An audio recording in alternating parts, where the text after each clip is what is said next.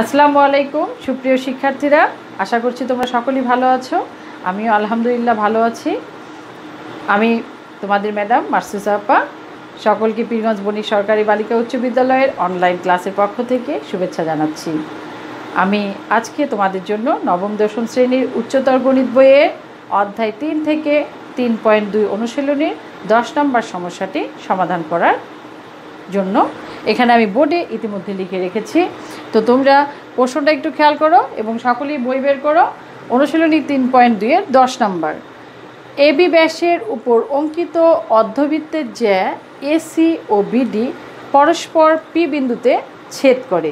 প্রমাণ করো যে এবি স্কোয়ার সমান AC into AP plus BD into PP. তো এখানে বলা হচ্ছে এবি ব্যাসের উপরে অঙ্কিত অর্ধবৃত্তের জ্যা থাকবে দুটি, একটি জ্যা হচ্ছে এসি এবং আরেকটি জ্যা হচ্ছে বিডি। তারা পরস্পরকে কোথায় ছেদ করবে? পি বিন্দুতে। এবং সেখান থেকে আমাদেরকে এই সমীকরণটি প্রমাণ করে দেখাতে হবে। তো আগে আসলে আমাদের জ্যামিতি মানেই হচ্ছে চিত্র, আগে আমাদের চিত্র অঙ্কন করতে হবে। তো এবি ব্যাস, আমি একটি ব্যাস ধরে নেই। আচ্ছা, একটি ব্যাস দিয়ে আমরা কী অঙ্কন করতে পারি? আমরা একটি অর্ধবৃত্ত অঙ্কন করতে পারি। এই যে এবি, আমি একটি ব্যাস নিয়ে নিলাম। এই এবি ব্যাসের মধ্যে আমি একটি অর্ধবৃত্ত অঙ্কন করব। তোমরা খেয়াল করো, এই যে অর্ধবৃত্ত,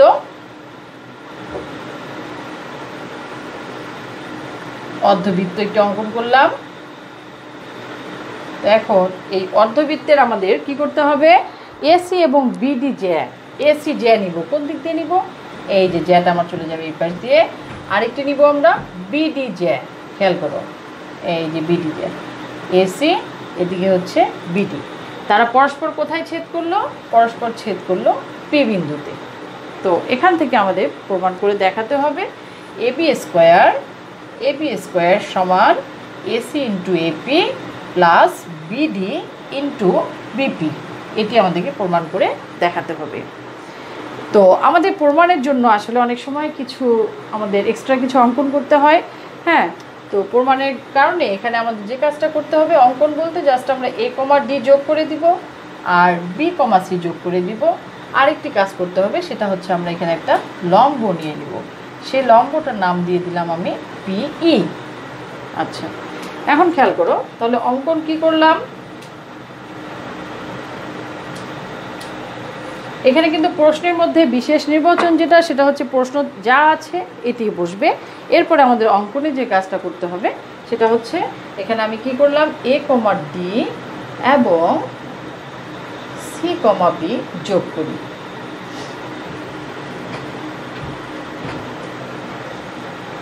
আরেকটা কি কাজ করা হলো? পিই লম্ব এবি আঁকি, পিই লম্ব এবি আঁকি। জাস্ট এতটুকুই কাজ করলাম। এখন আমরা চলে যাব প্রমাণে। প্রমাণ। আচ্ছা, তো তোমাদের কিছু কিছু বিষয় আসলে মনে রাখতে হবে। এখানে দেখো, বাহু থেকে কিন্তু প্রমাণটা আসছে, বাহু থেকে। তাহলে বাহু থেকে প্রমাণ মানে আমাদের মাথায় নিয়ে আসতে হবে নিশ্চয়ই, তাহলে দুইটি ত্রিভুজের মধ্যে সদৃশ্যতা নিয়ে আসতে হবে। তো দুইটা ত্রিভুজের মধ্যে সদৃশ্যতা তখনই আসে যখন দুইটা ত্রিভুজের মধ্যে আমরা কোণগুলোর মধ্যে মিল নিয়ে আসতে পারি। তো এক একটি ত্রিভুজের 3টি কোণ, তাহলে আমরা একটা ত্রিভুজের 2টি কোণ এবং আরেকটি ত্রিভুজের 2টি কোণের মধ্যে যদি আমরা সমান নিয়ে আসতে পারি, তাহলে কিন্তু তৃতীয় কোণটি আলটিমেটলি সমান হয়ে যাবে। এবং 3টি করে কোণ সমান হলে সেই ত্রিভুজ দুটাকে বলা যাবে সদৃশকোণী, এবং সদৃশকোণী থেকে আসবে সদৃশ্যতা। একমাত্র ত্রিভুজের ক্ষেত্রে সদৃশকোণী থেকে সদৃশ্যতা আসে।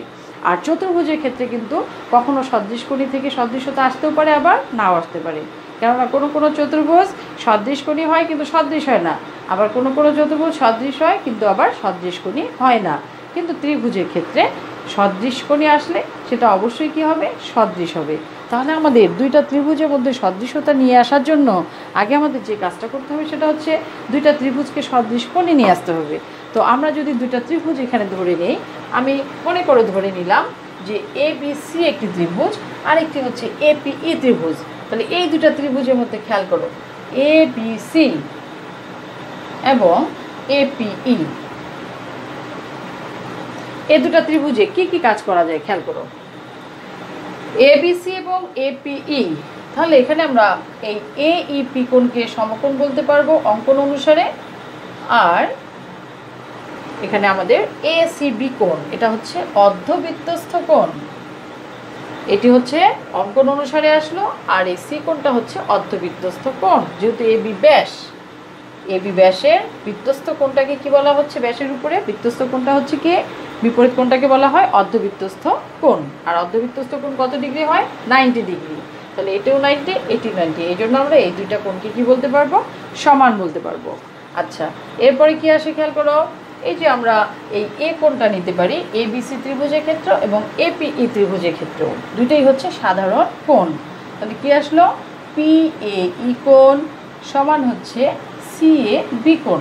তোমরা সাইড নোট দিতে পারো যে সাধারণ কোণ, মানে দুটির ক্ষেত্রেই এই কোণটা যাচ্ছে, এই জন্য বলা হচ্ছে সাধারণ কোণ।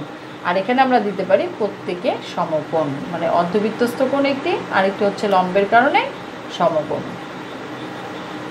প্রত্যেকেই এক সমকোণ।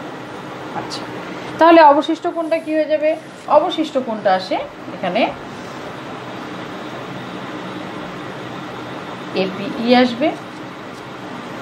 তোমরা এখান থেকেও লিখতে পারবা সি কোণ এ কোণ হয়ে গেছে, তার মানে বাকি আছে আমাদের বি কোণ, এটি হচ্ছে অবশিষ্ট কোণ। তাহলে এখন আমরা ত্রিভুজ দুটাকে বলতে পারবো সদৃশ কোণী এবং তারা সদৃশ। অতএব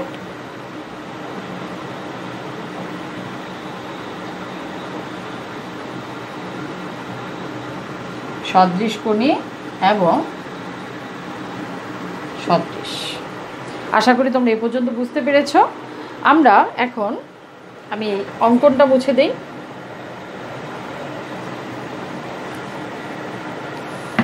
এখন আমরা যে কাজটি করব সেটি হচ্ছে আবার আমাদের অনুরূপ বাহুর অনুপাত লাগবে। তাহলে অনুরূপ বাহুর অনুপাতটা আমরা কিভাবে পাবো, আমরা এখানে প্রমাণের মধ্যে খেয়াল করব যে কোন কোন বাহুগুলো দরকার, সেই হিসাবে আমরা অনুরূপ বাহুর অনুপাতগুলো নিব। তো সাধারণত এখানে এই সাধারণ কোণ যেটা সেটি বাদ যাবে। তাহলে সাধারণ কোণটি যদি আমরা বাদ দিয়ে দেই, তাহলে অপর দুই, এইখানে দুটি কোণ, এখানে দুটি কোণ, এদের অনুরূপ বাহুর অনুপাতগুলো নিতে হবে। তাহলে এখানে কি পাবো, আমরা এপি পাবো, এখানে এপি, আর এখানে পাওয়া যাচ্ছে এবি সমান, এখানে আসবে এই, আর এখানে আসবে এসি। তাহলে এখান থেকে আমাদের আর গুণ করে কি আসে, এপি ইন্টু এসি আসে, আর এবি ইন্টু হচ্ছে এই। এটাকে সমীকরণ নাম্বার 1 দিয়ে দাও, সমীকরণ নাম্বার 1। আচ্ছা, আমি তাহলে উপরে একটু মুছে দিই, সমীকরণ নাম্বার 1 দিয়ে দিলাম। নেক্সট এখন আবার আমরা দেখব যে এবিডি ত্রিভুজ, আর একটা হচ্ছে কি বিপিই ত্রিভুজ, একটা এবিডি ত্রিভুজ এবং আরেকটা হচ্ছে কি বিপিই ত্রিভুজ। এই দুটো ত্রিভুজে কি কি কাজ করা যায় খেয়াল করো। বিপিই ত্রিভুজে আমরা কি কি করতে পারি, এখানে বিইপি, বিইপি এটা হচ্ছে লম্বের কারণে সমকোণ আসবে, আর এটা কি আসবে বিডিএ, এই যে ডি কোণটা অর্ধবৃত্তস্থ কোণ, এটা কি হলো প্রত্যেকে এক সমকোণ, প্রত্যেকে এক সমকোণ। এরপর আমরা কি নিতে পারবো, আমরা সাধারণ কোণটা নিয়ে নেই।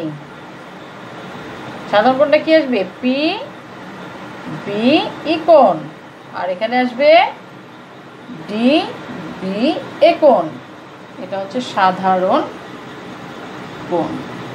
এরপরে অবশিষ্ট কোণ দিয়ে দাও, ই কোণ চলে গেছে, বি কোণ চলে গেছে, বাকি কি আছে, বাকি আছে পি কোণ, বিপি ই কোণ, আর এখানে ডি বি চলে গেছে, এ বাকি আছে, ডি এ বি কোণ, এটাকে বলা হচ্ছে অবশিষ্ট কোণ। তাহলে এখান থেকে আমরা এখন, আমি যে দেখো সমীকরণটা রেখে দিয়েছি নিচে, এই যে আমরা একটা সমীকরণ পেয়েছিলাম। অতএব আমরা ত্রিভুজ দুটিকে আবার কি বলতে পারবো, ত্রিভুজ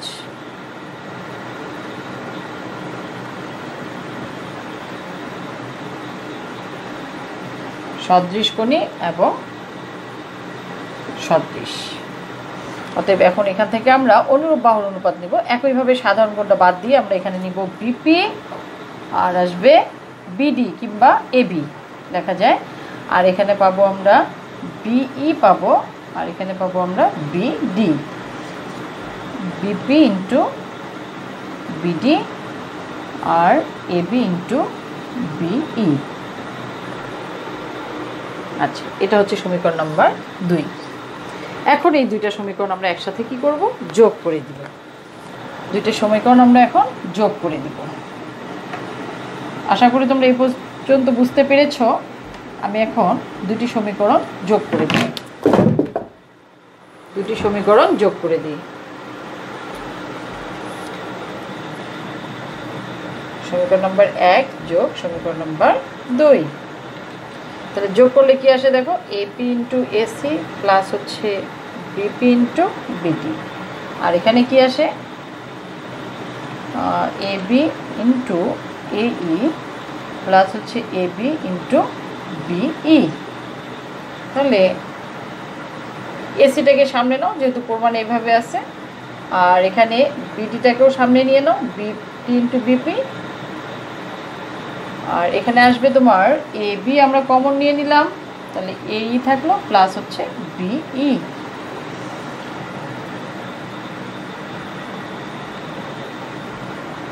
বিপি সমান A B into A E plus B E. A E plus B E কি লেখা যাবে, এবি লেখা যাবে, এবি।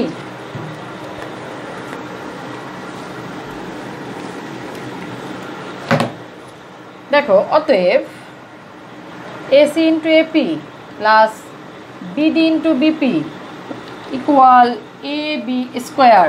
আমি এটাকে এই পাশে নিয়ে আসি, এ বি স্কোয়ার ইকুয়াল কী হবে তাহলে, এসি ইন্টু এপি প্লাস হচ্ছে বিডি ইন্টু বিপি। এটি আমাদের প্রমাণে বলা হয়েছে যে এ বি স্কোয়ার সমান AC into AP plus BD into BP. তো আশা করি তোমরা ক্লাসটি মনোযোগ সহকারে দেখেছ, এবং তোমরা যদি এটি এভাবে যদি করো খুব সহজে কিন্তু এটা আমরা প্রমাণ করে দেখাতে পারবো। আশা করি তোমাদের ক্লাসটি উপকৃত হবে তোমরা ইনশাল্লাহ। আর তোমাদের যদি কোনো কিছু বলার থাকে তাহলে তোমরা অবশ্যই আমাকে কমেন্টসের মাধ্যমে জানাবে, আমি তোমাদের সেই সমস্যাগুলো সমাধান করার চেষ্টা করবো ইনশাল্লাহ। সকলে ভালো থাকো, পরবর্তী ক্লাসে দেখার জন্য তোমাদের সকলকে শুভেচ্ছা রইল। ভালো থাকবে, আল্লাহ হাফিজ।